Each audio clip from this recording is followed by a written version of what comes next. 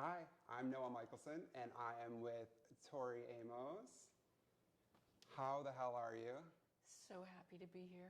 Me too. People have been so excited about this, and I have too. Is this the first time you've been back in New York since? Yep. End of February 2020. What was that like, getting on the plane? Well, I didn't know yet that we were going into lockdown when I got on that plane. Right. I just finished doing the audio book. And I was flying into London. And then it quickly started to, the story started to change really quickly. Yeah. And we're in your apartment, which is cool. If I wasn't better behaved, I would like do a MTV's Cribs kind of thing where I made you show me, like, do you have a junk food drawer? Johnny, do I have a junk food drawer? The junk food's on the counter. Okay, got it. Popcorn. Yeah. Purple corn chips. I love that. I brought cupcakes, so Did you? there was some for after. I want to talk about the new album, but before we get there, Ocean to Ocean, which everyone is loving. Do you read the reviews? No. You don't? No. That's so interesting. I was listening to Ed Sheeran give an interview, and he said he loves making music, he loves playing music, but he hates releasing music. He said because when he puts it out into the world, he feels like a punching bag for a couple months. Right. And so I wondered how you feel about the process of releasing music. Well, I think in order to do this for 30 years, I had to learn what worked for me. And what works for one artist is very different than what works for another artist. But I felt that when we're making the records, we are so focused on trying to get it right.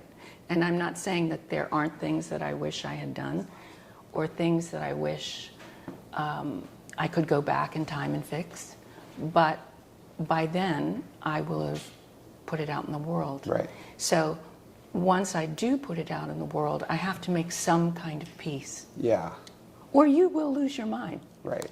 I mean, you go a bit mad anyway when you're making a record because, you know, you don't know. You have no idea. I had no idea how vilified Voice for Pele would be with some critics. It hit me.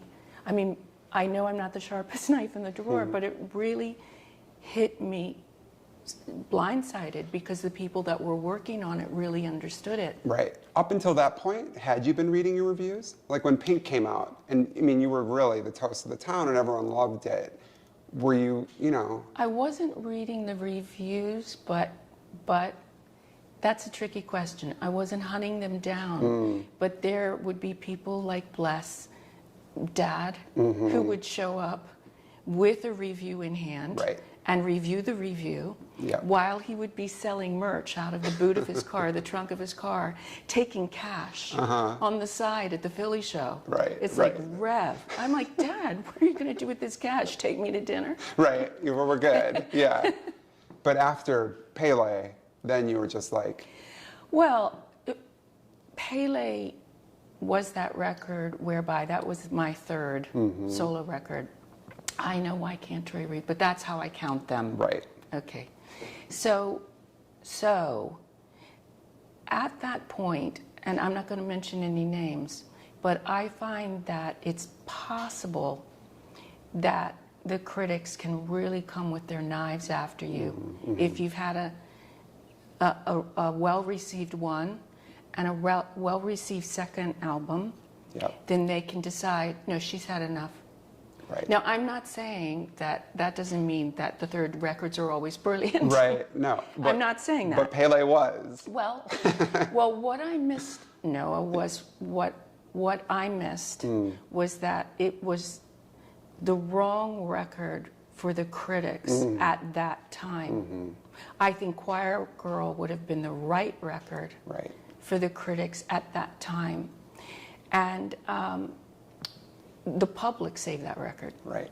The people watching saved that record. But 2 seconds before we finished that, there were a couple songs that didn't make Voice for Pele that Mark and I really had, not knockout dragouts, but we really had not vehement disagreements, but we, it wasn't like a throwdown. Right. But he just said, "You're making a huge mistake, lady." He wanted you to put the songs on. He wanted a song called Lady Jane on the record. Right. And one of the engineers, one of the guys working on, his name was Rob Van Tone, really, really agreed.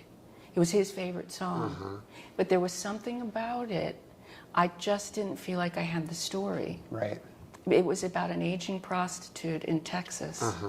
And it starts with Jane got a rattlesnake and a blue dress from Texas. I got a letter from her, and here's what she said. So it's about a woman who's aging, and people don't want to pay for her anymore because she's aging, although she has these amazing pearls of wisdom that she gives the Johns that come to see her. She always tries to talk them into a better career. That is her main service. The others just, Did Lady Jane turn into Black Dove? Because there's a line in Black Dove about, going to Texas with the blue dress. The blue dress. Yeah, Lady Jane is always trying to get in. Okay, so there's pieces of her. Everywhere. Will Lady Jane ever herself appear? What happened to Lady Jane is she became Snow Cherries from France, melodically. Got it. So she's out there. She's there.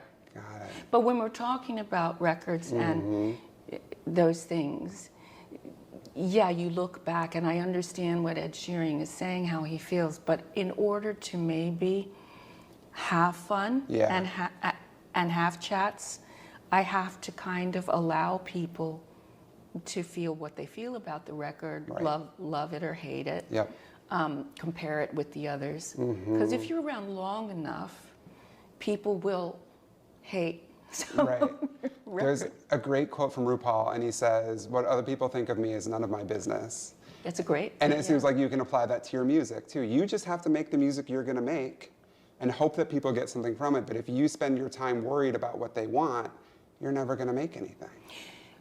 Yeah, but it's not as if I threw a record away. And I want to talk about that. That's a beautiful segue. So talk to me about that, because before Ocean to Ocean, you had an entire other record. Yeah, almost totally, yeah. When you say throw away, I get this dramatic vision of you like just literally throwing the whole thing away. Does that happen all at once, or do you say, okay, you know what, this song, no, maybe I can keep this song and turn it into something else? How does that process work? So in October of 2020, before the election, I'm thinking these songs are working. I'm thinking this can work, not knowing where the election was going. Right. So there was, some were a bit spicy. And I guess maybe a follow-on from the book. Yep. Kind of an extension from that, because they were percolating at the same time. And so I thought they had a certain resonance with what was happening. But then cut to end of January 2021. Right. And me sitting in that chair in Cornwall, kind of like we talked about, I had hit that despondent place. I'd hit that place. And when you try and explain, like somebody said to me, and a nice journalist said to me on the radio the other day, we have a saying in our family, which is no crying on the yacht. And my husband was listening to the interview because he was recording. He said, "What's a fucking yacht?" Right. Because when you're in that place, Yes. you don't even have a dinghy. Right. It's not about how many records have you sold. Right. It isn't in that moment. And anybody that's gone through that dark night of the soul, and most people do go through it in their life at some point, whether it's because of grief or a deep loss or whatever that is. And it's very difficult to explain that kind of honest heartbreak. Yep. Whether it was a heartbreak for democracy the idea that we're skating on such thin ice, that we had elected people who it was treasonous what they did. I don't care what your fucking politics are. I don't care. People that I vote for and have voted for all my life lose most of the time. Right. But I don't. But then I say, okay.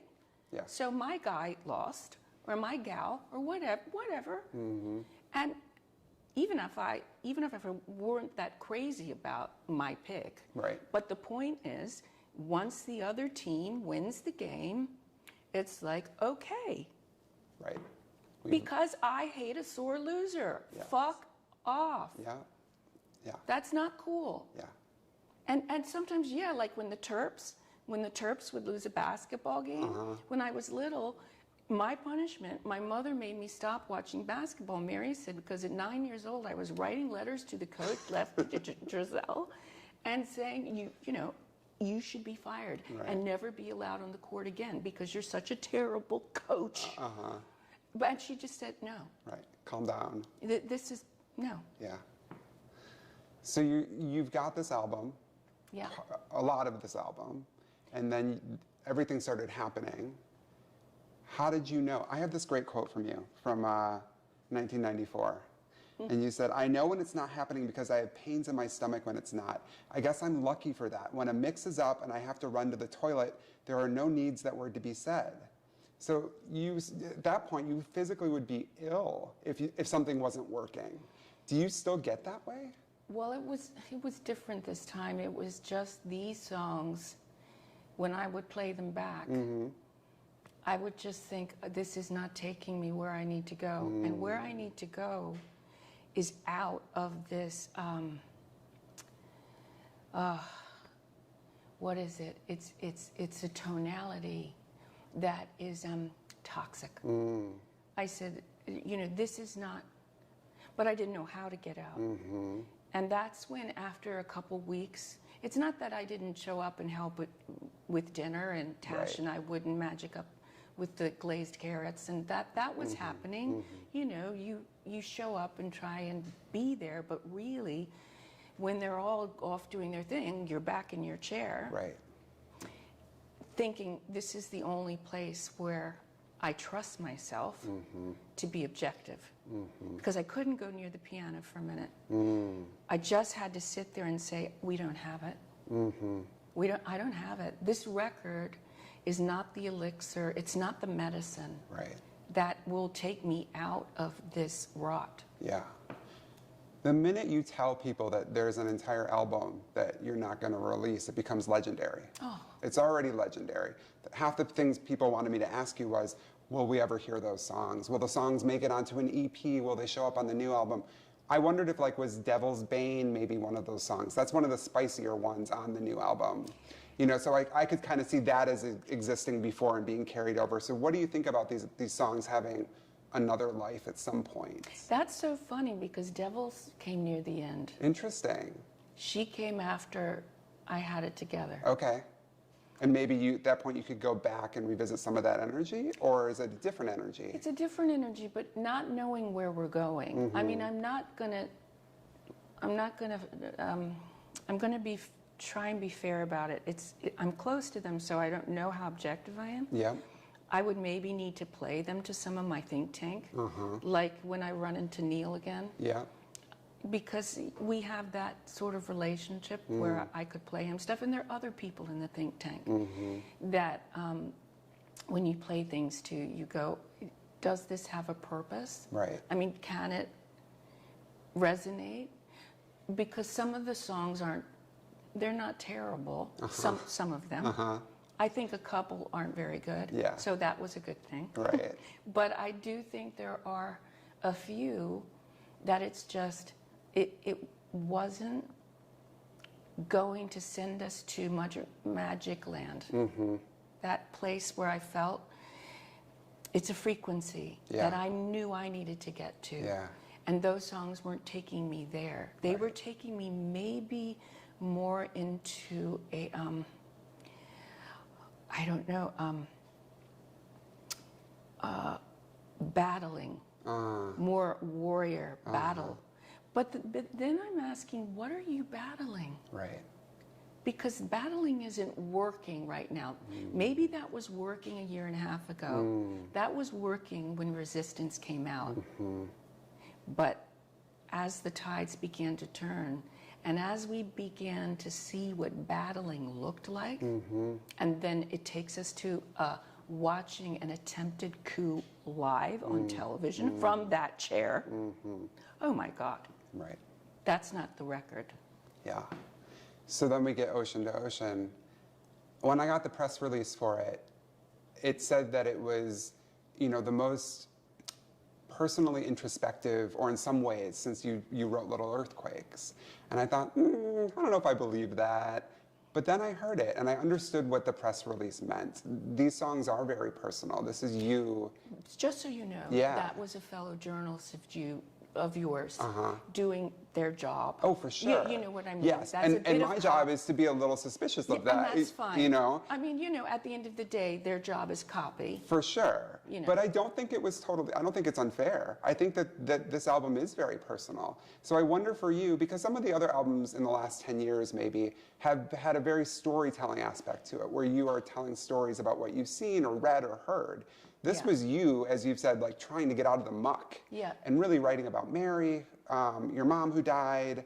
There's very personal stuff here. There's stuff about your marriage on 29 years that you talk about, the bombs you're trying to, Yep. you know, diffuse in your marriage bed. Yep. You're writing about your niece. Yep. Birthday Baby and Edition of Light Divided, they're both about your niece. So I wonder, when you realize all of a sudden that you're going to start writing these songs and they're going to be very personal.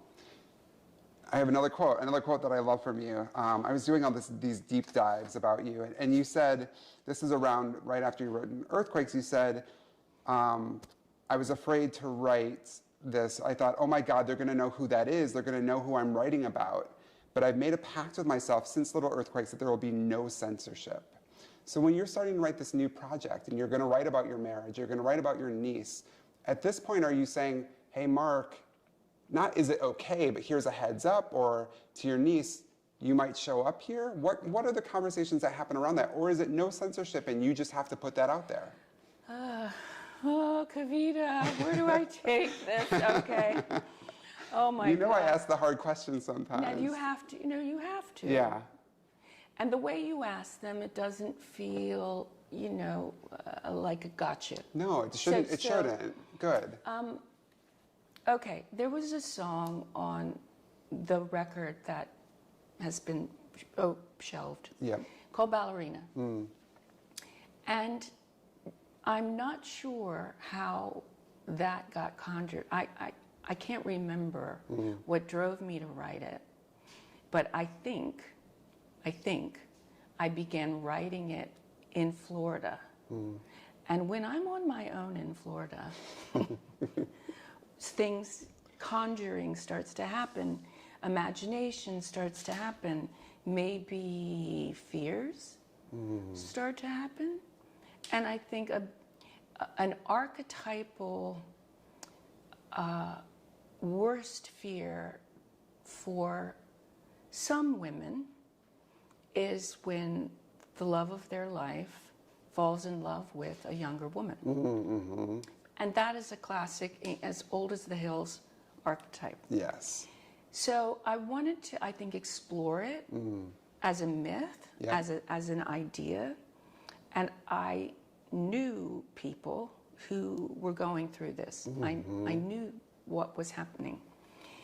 But, okay, so what was happening, though, the details in their story, and I don't know how else to say this, but I didn't feel that those details were going to magic the story. So I did something. I took mine and Mark's details, our personal details. And she's calling your name. And I see the triumph leave. Wait.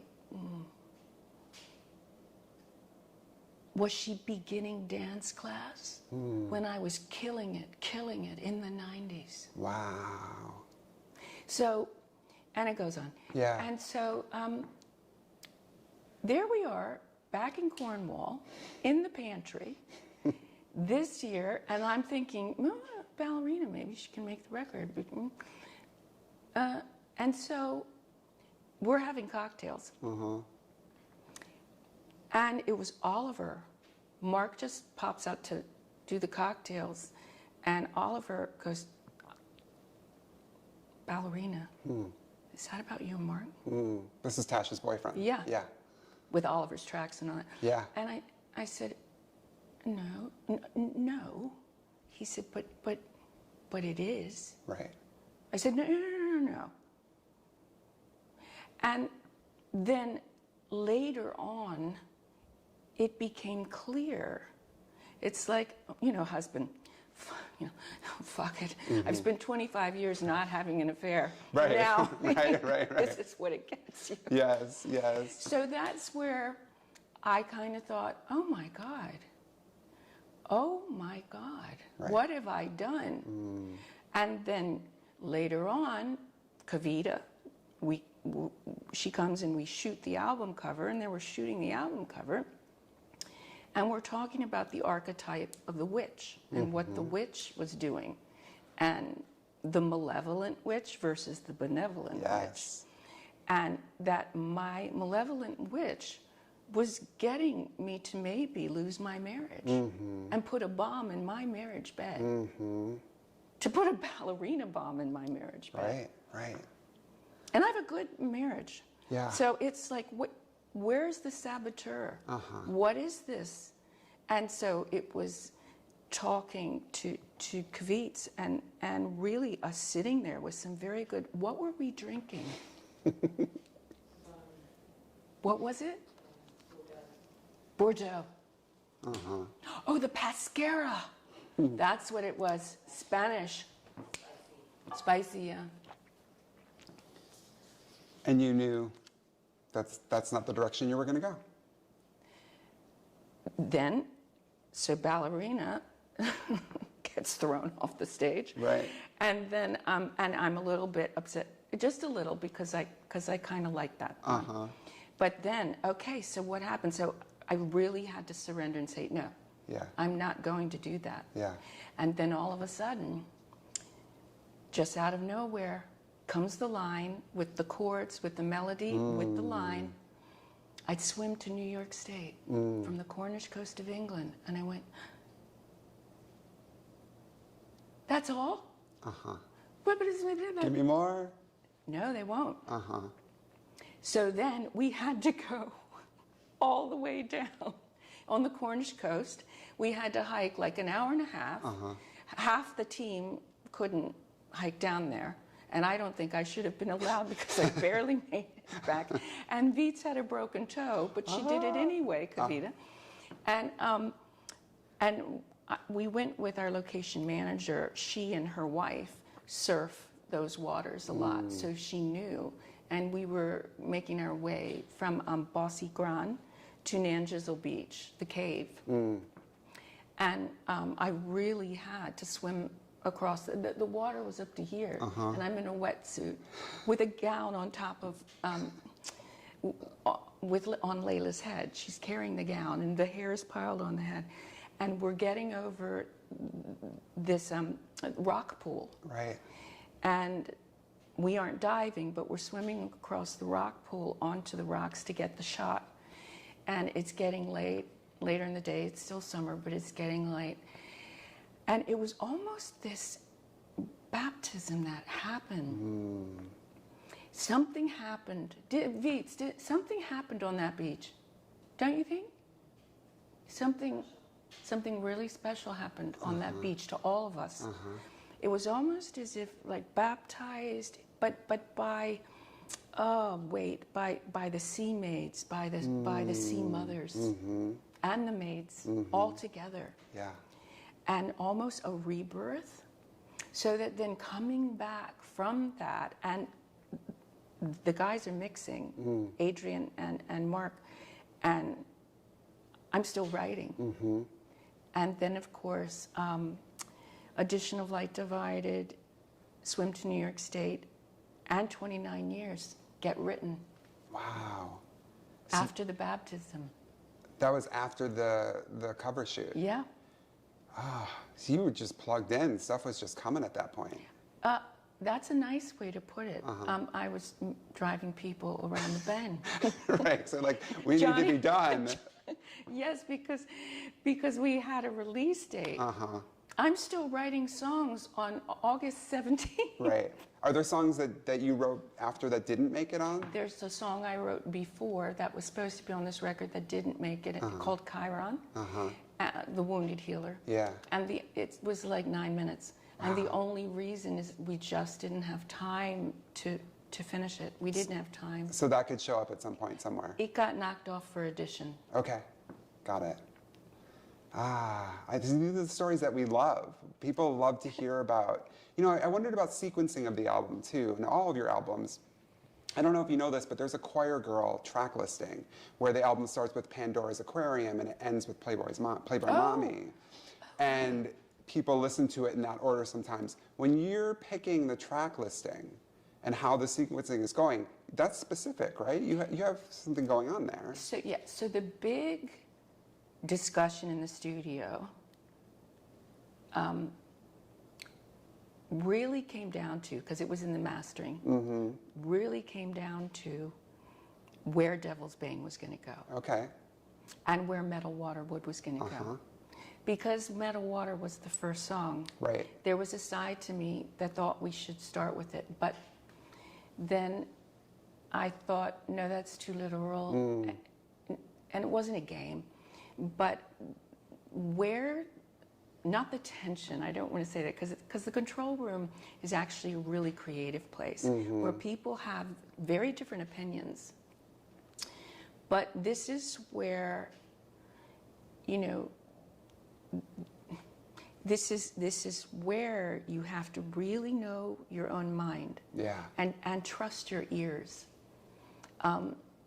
Even if you have to take moments away to keep your ears fresh, because it's about it. You have to be able to. Tricks can get played on you. Okay. You can get really tricked in a control room, and the biggest trick I find, one of the biggest mistakes people make is with the bass, the low end.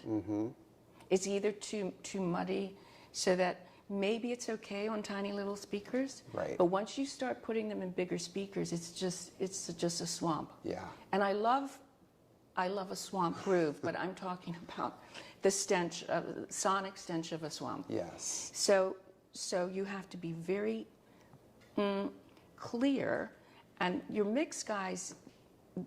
To be a good mixer, in my opinion, you have to have an understanding of physics, which I don't. It's a technical side. Yeah.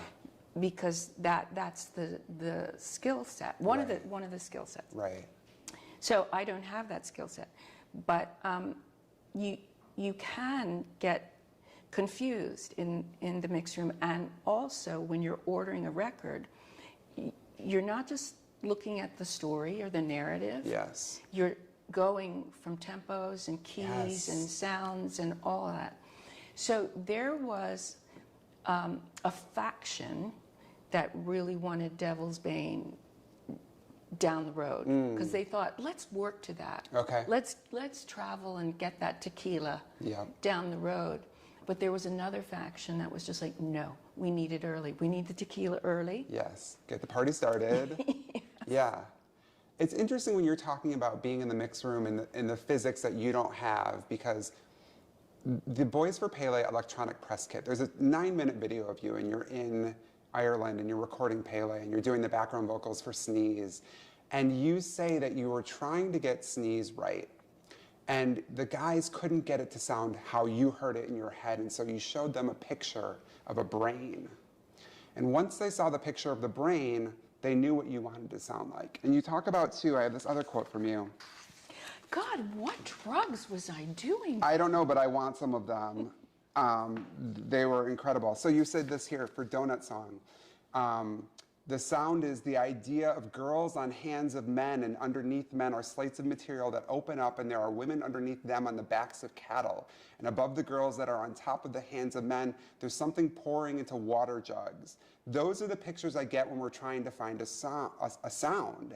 And it's funny because the guys go, here we go again. Of Marianne, you say, the sound has to be kind of like that melon slush that I made 10 years ago and then poured out the side of my little hovel when I lived in LA. So you had these very particular images married to the sound of the song that didn't have anything to do with the song itself, really. Do you still have that? So when you are mixing metal, water, wood, or is there something that you're seeing now? Even before the mix, I think this is where, with the rhythm, Matt Chamberlain was really aware of wanting to try and bring that to life. That song sonically. So he was working really hard to stitch that in early. Because it went to him first. Right. So just really quick. So this is the only record. Yes, the EP, correct, that too. Right. But this is the only record whereby they wouldn't have been in the room. Yes. Conjuring together and working together. So then you're working off each other. And working off each other is a very different thing. This time, he had no idea once it left him anything that was going to happen. So I think it probably shocked the hell out of him when John Evans took 29 years to that Police kind of groove. Yes.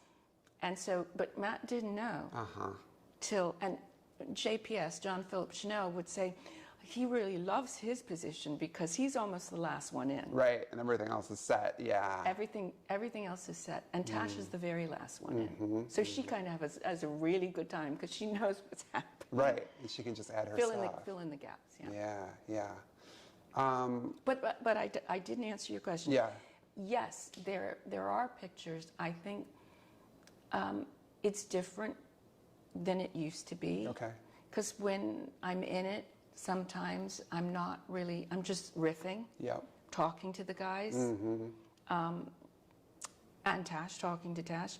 And for instance, we had been watching something and we really wanted to create this sort of, for Addition of Light, we wanted to create this vocal, not coven, that surrounded Kelsey, but kind of. Kelsey's your niece that you wrote the song about. Yes. Tasha's cousin. Yep. And we really wanted to, through voice, almost create this circle of light around her that would find her in New York at this particular time when we did it. She was going through something that she's given me permission to talk about certain aspects of it, and it was a really challenging time, and so we were conjuring for sure. Yeah. And Tash had her vegan ingredients out and making those muffins and things that she does. She's a very good cook, and so we were working on sonic spices to try and then turn them into light and frequency, all these things in this song that then when Kelsey could listen, that she could step into that and know, I have complete protection from this entity that is not allowed back into her sacred space. I love that. So it was definitely a, was it a charm? Was it, I won't say it because it's not a spell, but songs can be the chants and the songs, they can be the mantras, they can be, they can be that. Right, because that's what witchcraft is in a lot of ways. It's setting an intention and sending it out into the universe. And so I think your songs definitely can be spells. I think people use them as spells, But I wondered, for you, have you ever, what does witchcraft have a place in your life? And when I talk about witchcraft, do you know, I know that you've been interested in those traditions, especially the Native American ones, and but would you say that you have practiced? I'm of the fairy faith. Uh-huh. So that's its own Yeah. kind of energy, and interested in the myths and the stories. Yep. And the songs, and the idea of the poets, the ancient poets being able to, before a battle, they would have the poets come in, long time ago. Right. And each side in the battle would have their master poet. And if you really think about it, before we had everything we have, Yeah. long before TV, long before radio, long before all of that, and you have the power of the poets, and that really, I don't know, got me thinking about the responsibility, but also the medicine. Yeah. The medicine that music can be, Oh, but yeah. but also the intention of galvanizing, whether it's an army or whether it's, I don't know, mothers to embrace and love each other, not just their children, but the shared mother experience. So I think, yes, what songs can do has always fascinated me. Right. I have 4,000 questions. Oh, I'm sorry. No, not at all. I'm just telling you we're going to jump ahead a little bit to something else because I want to get stuff in. You recently were asked about Bob's Burgers, which is a TV show, if you guys don't know, and they did a loving parody of you, I guess. There's a woman named Tabitha Johansson who plays at this Lollapalooza-like festival, and she's playing a song called Oil Spill, and they asked you if you'd seen it, and you said no. I hadn't seen it. But you told me before we started that you have seen it since then. It's been played for me now. So what do you think about that? What did you think when you saw it?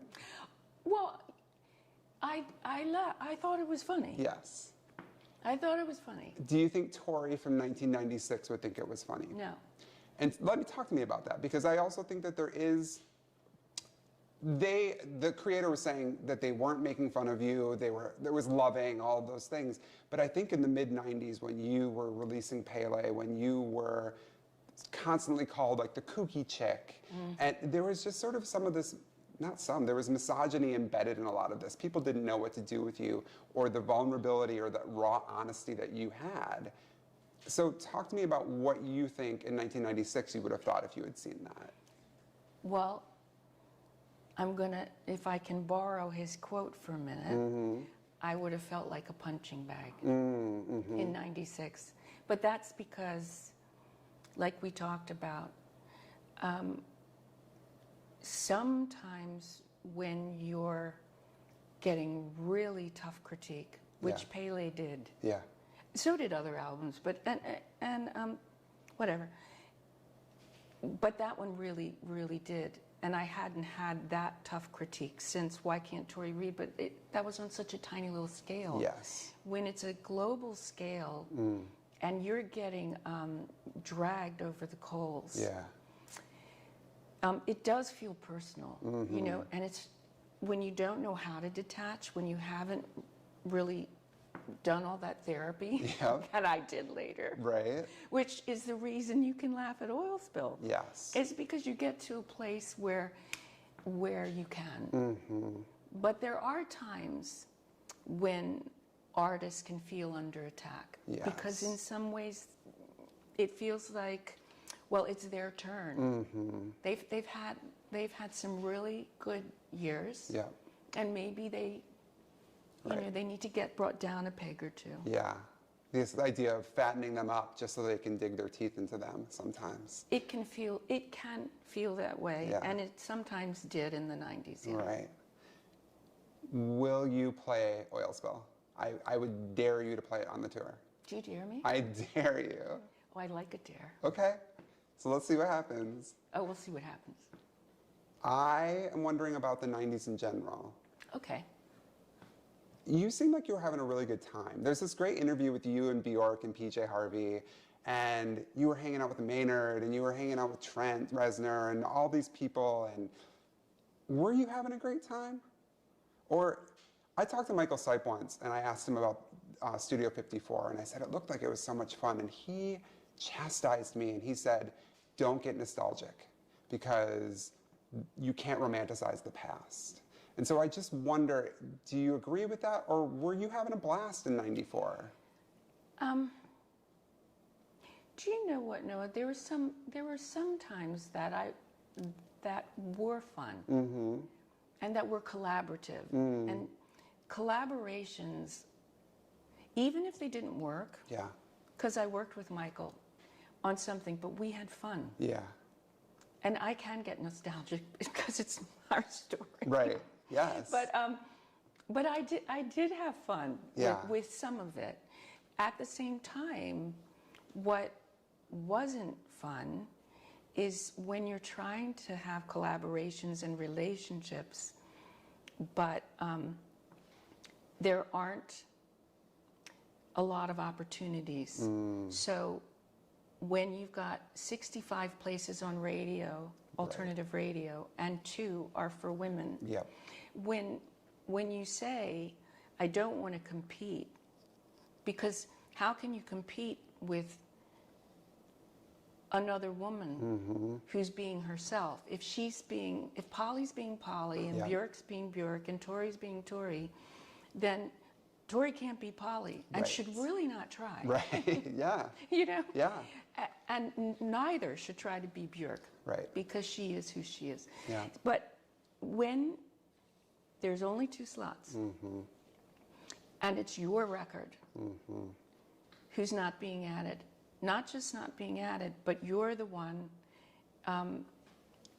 that is kind of, I don't know, you feel, oh my God, they're coming for me. It's very tough to be gracious. Yes. It's tough. Yeah. And that is the challenge. Because the reality is that there aren't as many opportunities for women as there are for the guys. So you want to be happy for your brothers. Right. You want to go, you're so talented. You deserve these opportunities. Yeah. But sometimes you go, but damn, it just rains pennies for heaven for you boys. Right. And we really have to, you know. And you did. I remember reading you were doing like 18 interviews a day when you would do promo. Like you were out there playing, you were out there doing promo, like you worked your ass off. And you've been doing this since you were 18. I was reading interviews with you in the Washington Post when you were 18.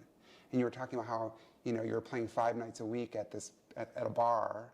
You're sending out demos. Like you were literally teenage hustling from the beginning. And you had to do it, I think you're right, because there were less opportunities for you.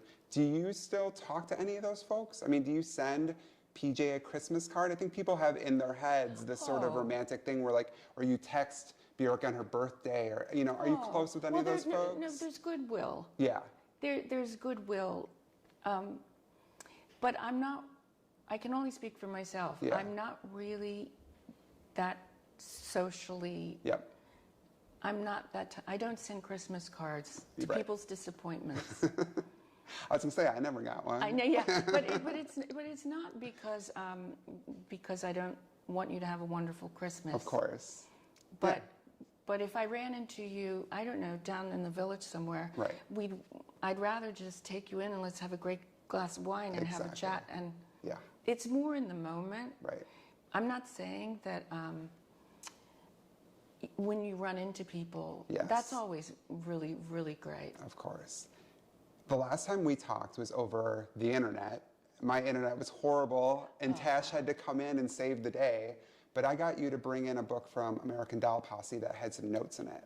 And when we were going to do this, I said, do you have anything else? And you brought something from Scarlet. So I would love to spend just 5 minutes talking about the book that you have and what you have in there, if you happy to do that. Yeah, well, I kind of just, what do you call it?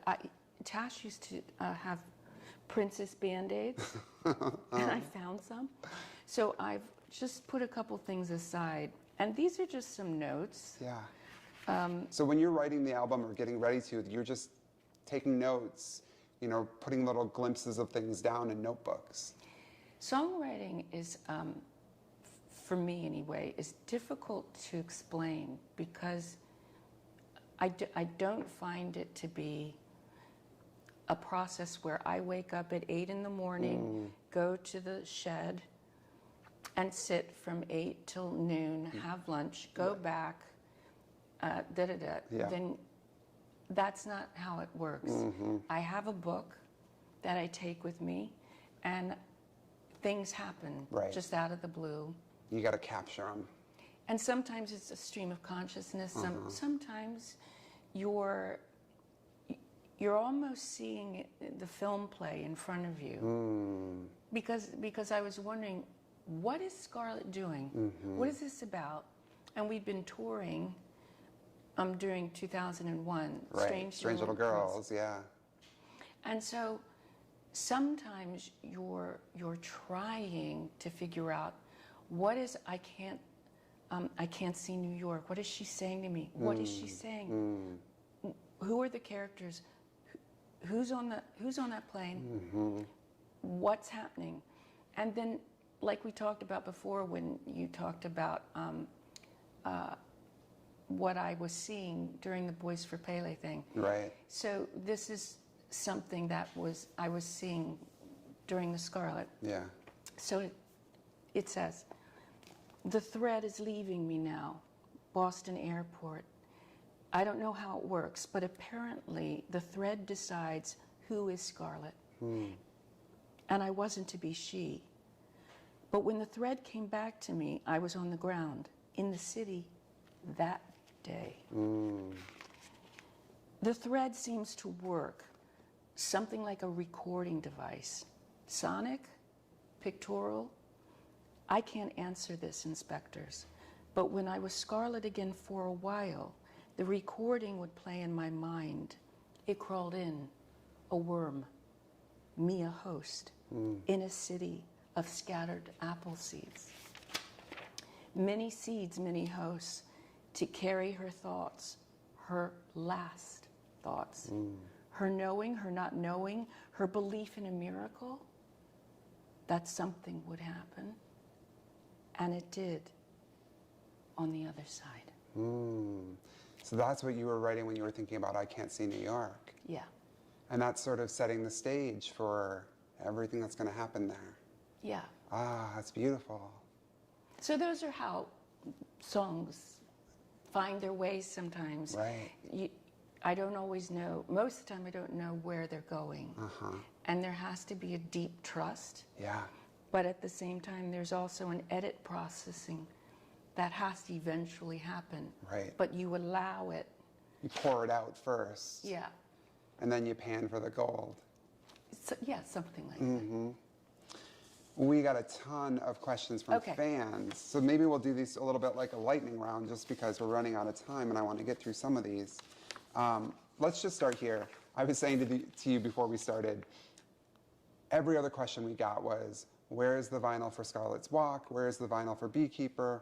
And I said I had this image of you sitting in a chair like this with your hand over a button that says, release the vinyl. And like you're just not pushing the button. But that's not what it is, right? So what's happening with the vinyl? You obviously want it out there in the world. Of course. Yeah. Of course. Yeah. There's a scarcity of vinyl right now. Right. A lot of people are trying to put their work onto vinyl. And there's a backlog. But that's why Ocean to Ocean wasn't out at the time of release, but is coming out. Yep. Next year is a big anniversary year. Yeah. 30 years for Little Earth and 20 years for Scarlet. Right. And then soon after that, 25 years for Choir Girl. Choir Girl. Yeah. So we have plans to do different things. Okay. But of course, vinyl is involved. Right. And that was the other question too, reissues. But you're working on stuff. There are surprises coming. Yeah, we're working on it. That's Definitely, yeah. really exciting. people wondered about, do you have an archive of items? So like the white dress from the cover of Pink, or the aprons from the Plug tour that you wore. I have all the aprons. You do? I have, yes, all of that. I don't know if I have the white dress from under the Pink still. I'm not sure if that was a borrow, if that was a call in. Right. But you do hold on to things. All the tours, pretty much. Maybe not earthquakes because, well, I think I was pushing bathing suits. Right, you are in the jeans. Yeah, exactly. But like the American flag jumpsuit from Dal Passe is somewhere. Yeah. All of it is there, because I'm just hoping some wonderful fashion person would say one day, hey, can I curate all the tours? And I'm like, come to Cornwall. And let me show you, they're all here. Yeah, that's incredible. Can you imagine the cows are out there? I can. The lambs. And you just think, oh, I'll put on that jumpsuit. The jumpsuit. Walk back. But you don't ever. That would be hilarious if you're just wearing the American flag jumpsuit around Cornwall. Yeah, it'd be worrying. What do people think about you in Cornwall? Do people want autographs and things, or is it just Tori Amos who lives down the road?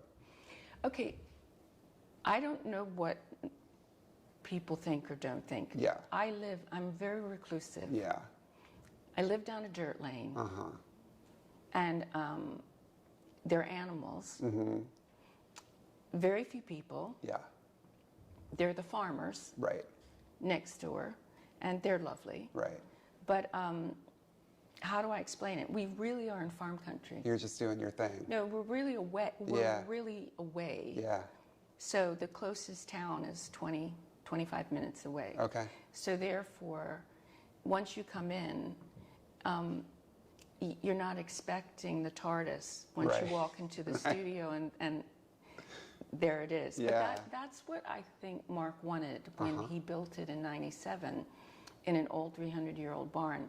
He wanted it to be a place where you come and really focus on your art and your music, and that's your focus. Right. And if you want to go off, then it's 25 minutes away. You can get there. What about when you're here and you're in Whole Foods? Do people come up to you? Do people recognize you before you're wearing the mask and everything? 3 years ago, if you were in Whole Foods, would that happen to you? Usually not in a place like Whole Foods. It's usually at a restaurant. Okay. Because people, when they're in the grocery store, nobody's doing anything. Right. But looking, and I have to tell you, if you don't want to be seen, you won't be seen. You're only seen when you choose to want to be seen, because you can really be invisible if you want to. Yeah. And there's always a pipwig somewhere. Right. You wear a wig, you wear a hat. Yeah. You got your glasses on. Yeah, that makes sense. Any chance of you ever doing virtual shows? Would you ever do that where, you're beaming from Cornwall and people can log in sort of like this and you're going to play 10 songs? There is a place, there is a thought for that. That could happen. It might be more like a piano bar. Yeah. Something like that. That's really fun. Meet and greets, people want to know. Too soon to tell what's happening with that. I want to know too. Yeah, right. I really want to know. I think whatever's happening in the news right now, I hope I'm having to stay pretty grounded, because as of now, we are rehearsing in January. We're touring. We open in Berlin in February, and those plans are not wobbling. No. All the guys, Ash and John, and the crew, and Kavita and Mermaid, everybody is signed on board to be there and do rehearsals in January in Cornwall. So those plans, as of today, are very much in place. When it comes to meet and greets, you're going from country to country, so we don't know what those, what the health people are going to put in place. That's not in your hands. You just have to. That's not in our hands, no. Do you ever get stage fright? Yes. Sometimes I do. Like before doing something like this, were you nervous before this, or is it just sort of like you do so much of it? I was excited about this. Yeah. Because I think the pandemic, the one thing it's done is made me value. You know, we used to just remember when we just would do stuff. Yeah, I Can do. you jump on a plane? Right. Can you come to Nashville? Yeah. You'd say, do this request. Exactly. Do Tina Turner. And you would do it. Yeah, I do it. I know. But I just thought, this is what we do. Right. And we can do this. Yes. And then, you know, you're back in that chair in Cornwall going, will I ever tour again? Will we ever be on a live stage again? Right. This is the longest you've ever gone since you were a teenager. Ever. Yeah. Ever since I turned pro at 13, this is the longest that I haven't been on a live stage in my life. That's wild. Is there trepidation because of that? Or is it like going home? Oh, I'm so grateful for the idea of a stage and of a live collaboration with an audience. That energy and to being be with people. And that's why when you asked me about the virtual, the thing about a virtual concert, yeah, I think you can have some banter if you did a piano bar. You could do something like that. Yeah. But it's very different than having people in the theater with you, having that kind of communion. Yeah. Very different. Especially for shared you, experience. that's something you've always really fed off of. Every night is different because you're taking the temperature in that city or that audience. So I could see how that would be really hard to not have that. Well, there is a voyeuristic side to, I think, a virtual. Whereas when it's live, I'm watching you. Right. As much as we're watching each other. The exchange. That's right. Yeah, yeah. You see if I have one or two more and then we'll... Oh, I love this. Let's go for a little bit. Just a little bit. Okay, I'm okay. loving this so much. I love this too. As long as I'm not going to get in trouble, I can go. Okay, good. Let's keep going. I'll just then. get some water. Yeah. Wet the whistle. What are the chances of Tash ever showing up on stage and doing a duet with you? Because that's never happened. No. She'll pop up on stage when it's her birthday and she's 4 years old and you guys have a cake for her, but you know, you guys have never done Promise together. That's a really good question. So it's not out of, it could happen maybe. It could happen. It could happen. Does she have interest in doing music of her own? She does. How do you feel about that? Protective. Especially after what you've seen. Yep. Yeah. And I know what can happen. Right. And you always want to, with people that you love and care about, you never want them to ever have to face something that you faced. But be that as it may, that's something she's investigating, along with learning about immigration law. I think she's really, especially over the last couple years, she's been in England. So. Oh God, there was something else I was going to ask about that. Oh, I don't know. It went away. Are you on TikTok? I know that you're on TikTok. I saw you do a TikTok video, but like when it's 9 o'clock at night and you're sitting in Cornwall, are you looking at TikTok? Do you care about TikTok? I haven't. No, I don't. I want to care about it because I've heard that it can be really fun. Yeah, I don't do it. It kind of freaks me out. Oh, does all it? my friends love it. Yeah. Oh, do they? I'm afraid I'll get sucked in and I'll never get out. Oh, okay. Yeah. Maybe when we're on tour. Yeah. Because what I think could be fun is doing rehearsals, doing little things. That's a great idea. I enjoy the rehearsal side of sound check. Yep. We have sound check every day. It's mandatory. But it's not, hopefully it isn't a chore. Hopefully it's not just a warm-up either. It's an exploration. Yeah. And we can work in new material. So the goal is that in the rehearsals we have enough for a show and a half maybe. Right. That I can then scatter over the first week. Yes. You know, to add a couple new songs in while we work in a request a day. Right. So that's That's the idea. So maybe TikTok, maybe there's a place for that. People would love that. That's a But- great idea. That's great. U.S. tour. Any news on if or when you'll know more about that? I hope we'll be announcing in the beginning of the year what the U.S. tour is. The Beautiful. dates are just being finalized. Cool. But yes. Great. Someone asked... And Australia, yoo-hoo. Oh, you're going to do Australia? We'll see. You want to? I want to. They would be so excited about that. And New Zealand. Yes.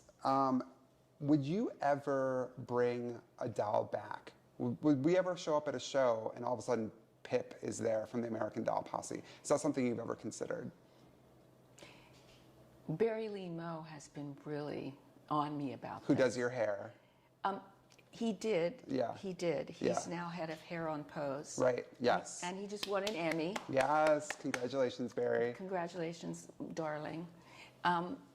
He's dying for me when I'm 60 to bring the dolls out. But you know, I don't know. They were very busy in 2007. They worked a lot. Yeah. Those girls. And they take a lot of work, it seems like. No, they do. High maintenance women. What were you listening to anything in particular when you were at the depths of your grief? Is there anything that you gravitated towards? I went back to 60s music because that's when, you know, my mother, when I remember her, and I was very little, but we would just, Yeah. it was just something I needed to hold on to. This is a question that I had. I forgot to ask you. That's a good segue. I remember being in North Carolina in 2003, 2004 at a meet and greet, and a woman asked you to play Gold Dust, and you said, "Ooh, I don't know about that one. My parents are going to be here tonight. Might be hard for me to play that one." And you didn't play it that night. How are you feeling about going and playing songs like Mother or Flowers Burned to Gold? Are there songs that you're worried about performing live or that you feel like are a little hot to hold right now? I would like to think that I'll be able to do that. That we'll work through things in rehearsals, and that that I'm in a place with it now where I can hold that. At this particular time, my mother was grieving the loss of her son. I believe this was the time when people would ask about Gold Dust. In 2005, that was when it was really difficult for my mom to hear certain songs because she had lost a son. God. So when you said that, that was probably more for her than it was for you at that time. Yes, at that time. Oh, that's so interesting. Okay. Are there songs that you are looking forward to playing that you haven't gotten to play with a band? Oh, yeah. Any in particular you want to name? Because you've had 4 or 5 albums now that you haven't played. Yeah, 16 Shades of Blue. I really want to That's exciting. investigate that. Yeah. And there are all kinds of songs from the catalog that I think, yes, I feel good about that. And I'm also open to a dance mix for this record. I love that. I mean, I'm open. Yeah. We'll see what happens, but